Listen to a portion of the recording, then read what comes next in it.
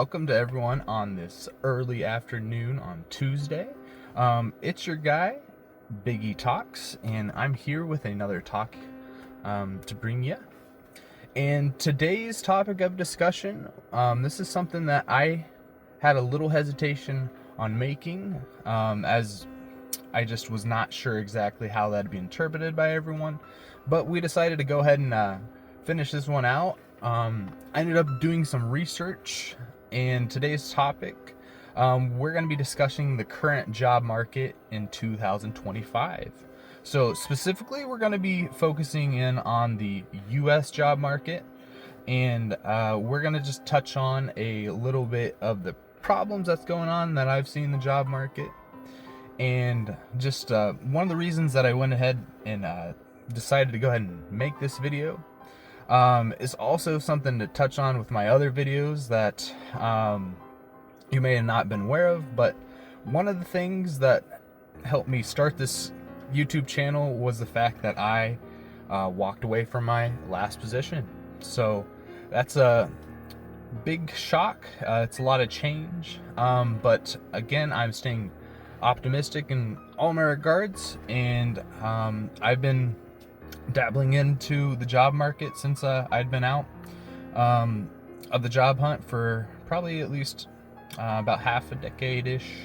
I had all that stable work, so it was college, and then again, I'm in the tech sector. So after college, I played the safer route. I tried to start from the very beginning, just with an entry-level IT help desk role, and held that role for many years. And unfortunately, I came to learn way after the fact that the reason that they laid me off from that position was due to artificial intelligence, or actually AI. So again, that role was a help desk representative, or basically like their frontline IT support. And I learned that instead of it saying my job getting like contractually offshored to like a country in, say, like India or something, in this regard, the job got replaced by AI. So if it'd be like equivalent to you calling into like a bank or something, and then they'd have like the automatic support, but in this regard, their frontline IT support. So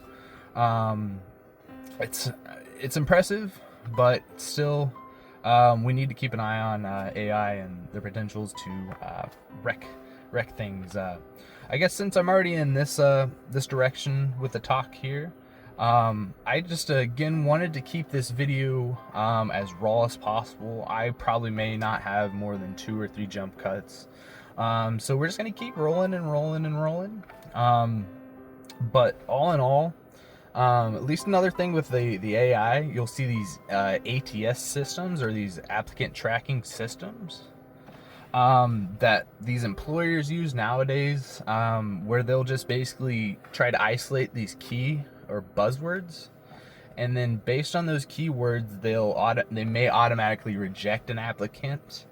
But the research that I went ahead and pursued today, I used a DeepSeek, just to pull some trends from what we've seen specifically in the U.S. job market. And interesting quote I just wanted to read off. It said, this is the very first thing that DeepSeek read off to me. It said, "The job market is rife with unethical practices that exploit applicants." Strong words.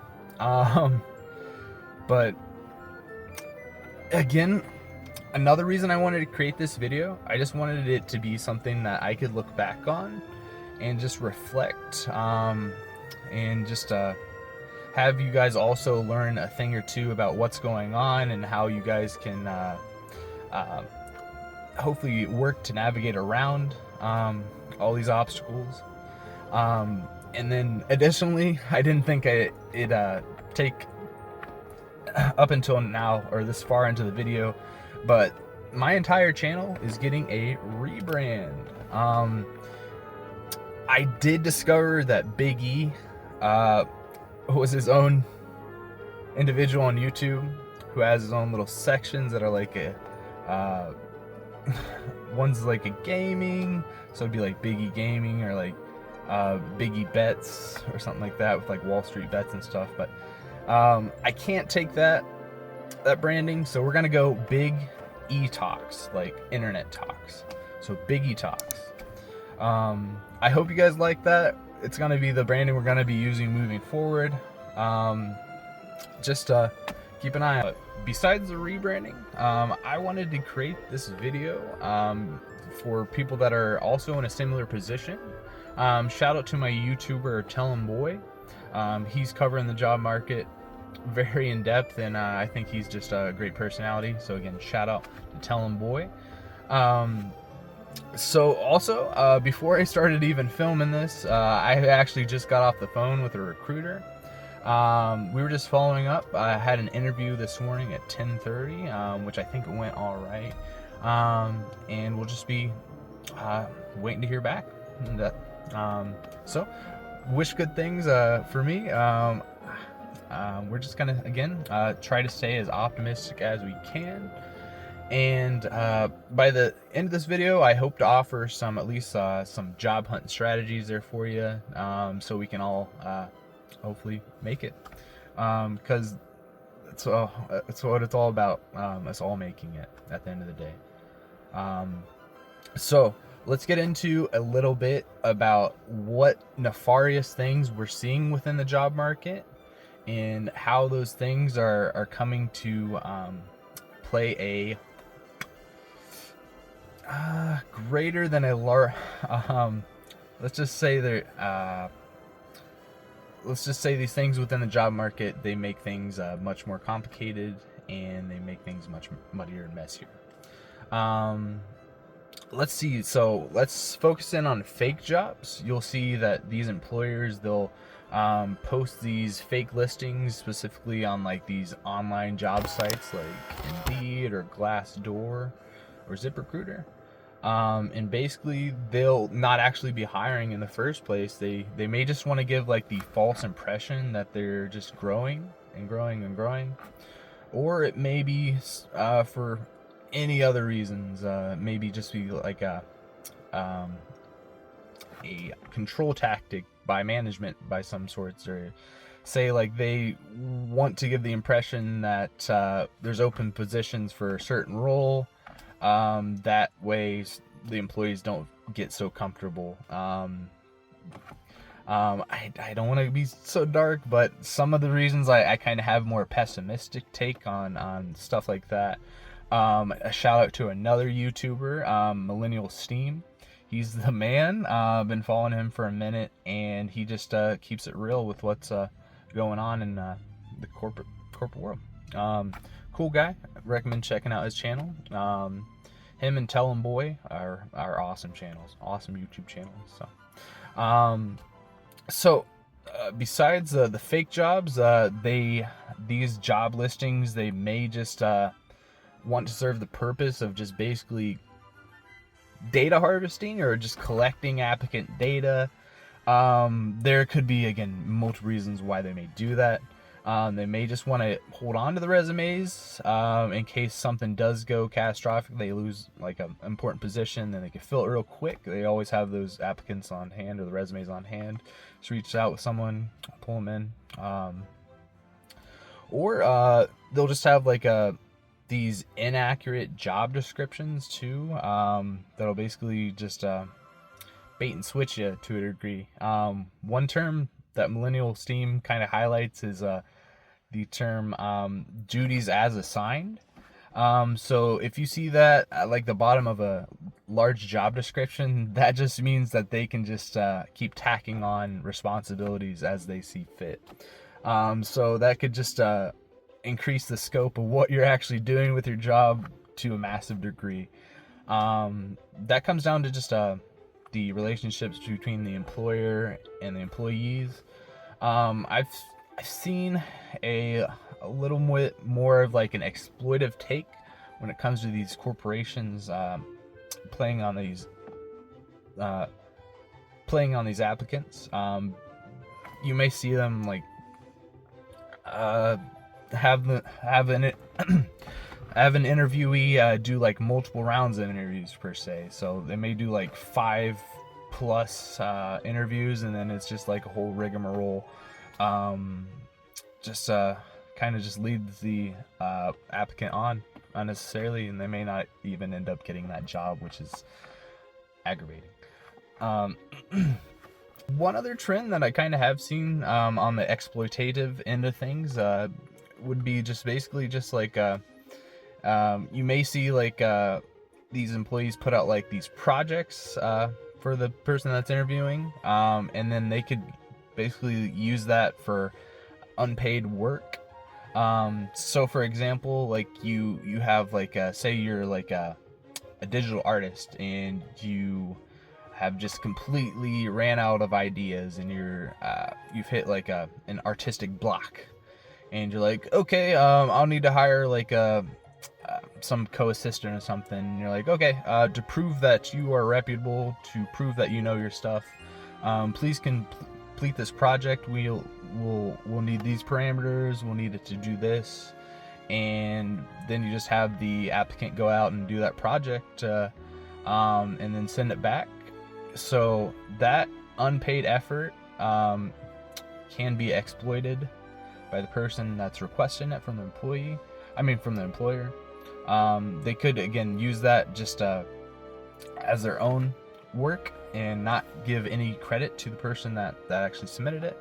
So it could just be, at the end of the day, just another tactic to either exploit, or in this case, it would also waste your time. So one of the problems that I've been seeing, like people that have been stuck searching for a job for just long periods of time, say they get hundreds of resumes sent out, and then they'll only hear back from like maybe a few. They'll get a few rejection emails. Then there's another problem of ghosting, which is just a big problem in of itself. It kind of stinks when we can't even get the courtesy. Say like there's like these multi-step like processes. Like you already send in your resume, and then it wants you to re-enter everything and again, and it's just unnecessarily time consuming. It's almost like a loyalty test to a degree to make sure that you kind of want this job, or they to give that impression. But yeah, just again, leading back to just the fact that these employers can't even give the courtesy to let you know that they didn't select you or anything like that. It's kind of just a little disrespectful. There just seems like nowadays that the ball is a lot more in the employer court. If you've been looking at our economy per se, it's definitely an employer's market right now, because you'll see like these massive layoffs all across the board in the United States, say in the last like 2 years. It's not uncommon for like these companies to be closing. I touched on it in my egg price video, but you'll see like these companies like Hobby Lobby that's closing down, or like Red Lobster's going into bankruptcy, getting a Container Store. There's honestly a wide list, but you also see it in like the tech sector. So you'll see just tens of thousands of layoffs that are just I would say just underrepresented, or at least underemphasized. So again, all these people are going into the job hunt, the job market, and they're all fighting over the same position. So like, of course, we want a higher paying position. These jobs, say, that are really nice, the cushy ones, that's just very ideal. Fully remote or something like that. You'll get hundreds, if not thousands, of applicants for a job like that. So the competition's already kind of breakneck to a degree. So that's kind of why I said it was kind of like an inferno in that video. It kind of is to a degree. That's why you gotta keep your head. You gotta keep your head on your shoulders, or the stress of just everything. It can be a lot. So again, my heart goes out to those that are in a similar position. We're gonna make it. Just hold tight and have faith. And have faith. It doesn't necessarily have to be in a god or a religion, but make sure at the end of the day you have faith in yourself. you have the abilities and you have what it takes to get a role meant for you. So just again, don't lose any sleep over that.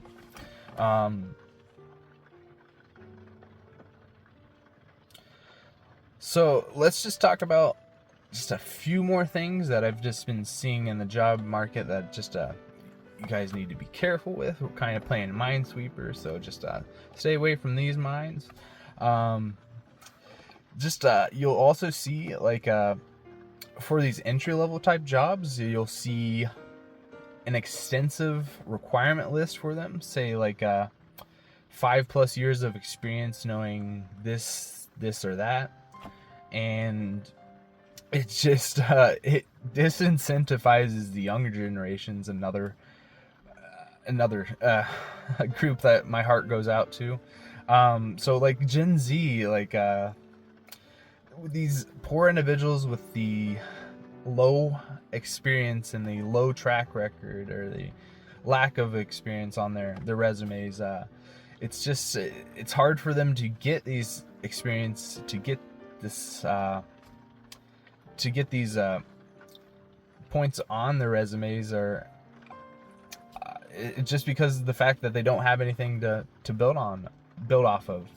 And what I mean by that is, again, they can't get these jobs because they haven't had a job similar to them in the first place. So the only way that I've seen to get around that comes down to, unfortunately, a lot of networking. Networking seems to be very important. It's always to have a good network among people that are supportive, get individuals pushed in the right direction. But the thing is, not everyone has those networks, so it can be a lot more difficult. So for example, again, our younger generation, so Gen Z, they'll be needing a little assistance, I think, in order to get their experience built up. But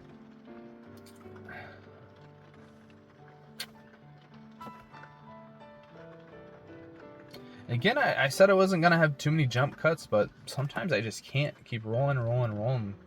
Again, it's not like my natural state to be on camera. I am not a public speaker by any means. I just get too anxietal, I get too finicky, and I just forget things. So again, I'll just keep it rolling. I know it kind of gets annoying on the viewers end, but we'll go ahead and, I mean, as this channel progresses, we'll get better and better at smoothing things over like that. Or if you guys like the little raw edge to my talks, then we'll keep them on. But yeah, just always leave me a comment what you guys like seeing. But let's see here. So already covered exploitations. Right, we got to be aware, besides the fake jobs, the scams. Again, touching on the data harvesting fact of things, it kind of is kind of scary to send out your personal information and not be 100% certain that it is a job that has your best interests in play. So just be careful. Potential fake jobs, just look for things like bad grammar, or just the way they're phrasing the job descriptions. Just to always have yourself on high alert with those. And I'll go ahead and dive in. We'll go ahead and get the final touches on this video. I know it's kind of running a little longer than what I'm used to, but that's okay. I think a lot of this information is still quite important. But now let's just go over job hunt strategies and what we can do to make sure that we land a job moving forward. So my best approach with that is to send out as many feelers as you can, preferably preying on your strengths, your experience, your education, and it's something, put your feelers out towards stuff that you want to do, because at the end of the day, a job's a job, and it makes it a lot better if you enjoy the thing that you're doing. So Put your feelers out there. It can be in a lot of different avenues. Say if you're gonna go with the internet approach to things, I can recommend some sites over others. I'd say like I know the bigger ones are like Glassdoor and Indeed, but those are been inundated and flooded with just a lot of nonsense nowadays. While there still are good jobs on there, you might just have to deal with the nonsense kind of stuff I touched on before. But ZipRecruiter seems to be still a good one. I'd probably stay away from Linsa. Linsa's just annoying, just a bunch of spammy stuff. And then One Sleeper is a Craigslist. You can still find positions on that, still pretty decent paying positions. So don't count Craigslist out necessarily. And then if you're going all the way back to like education, say you're like a young Gen Z, when it comes to the pursuit of your education, I would say give it a lot of thought before you go ahead and decide on a major or something like that. I highly push people towards more STEM degrees, as it just seems like a lot of the other degrees, they don't hold as much real world value. No offense to any of those degrees, it's just it's, again, we gotta play to what these employers are wanting us to kind of have. So we can do a college talk. We can do another college e-talk another time. But yeah, just let's see what else we got here. Yeah, just again, putting your feelers out in different avenues. Keep your eyes open, keep your ears open. Utilize whatever network that you have currently. Say if there's some local places that catch your interest that you may want to work at. See if they're hiring. Really get out there and spread yourself as thin as you can. I know it's big and intimidating, but just weigh all your options. I mean, unless you're head set on something that you know exactly what you want to do, I'd say my recommendation, if that's the case, would just to be persistence is key with that. Persistence, emphasize your strengths and abilities on your resume, and I think you got it in that regard. Let's see here.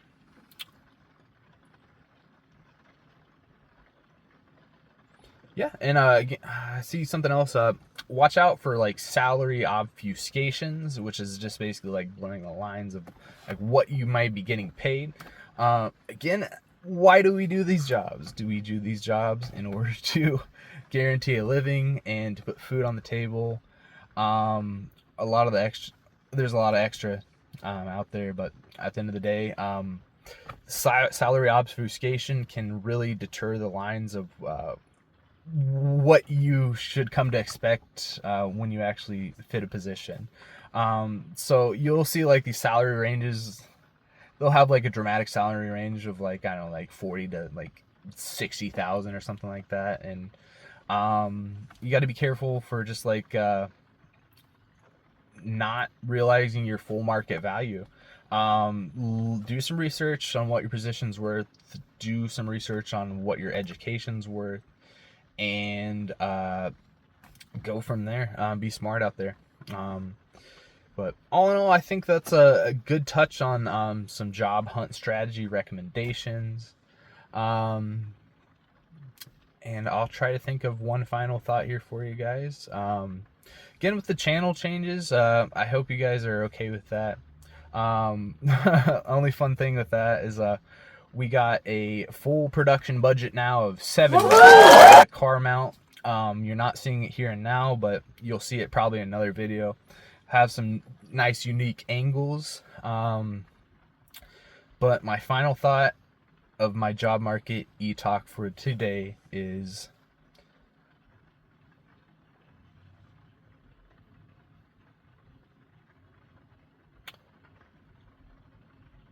keep motivated. Keep moving forward, and you're gonna get, if you treat it like a marathon. The job hunt's kind of like a marathon. If you exert all of your energy at the very beginning, there's, while that can be great, you can honestly burn yourself out. So pace yourself, and again, don't lose faith. But yeah, I just want to say thank you guys for joining me for another Big E Talk. And you all have a lovely rest of your Tuesday afternoon. Take care. Until next time.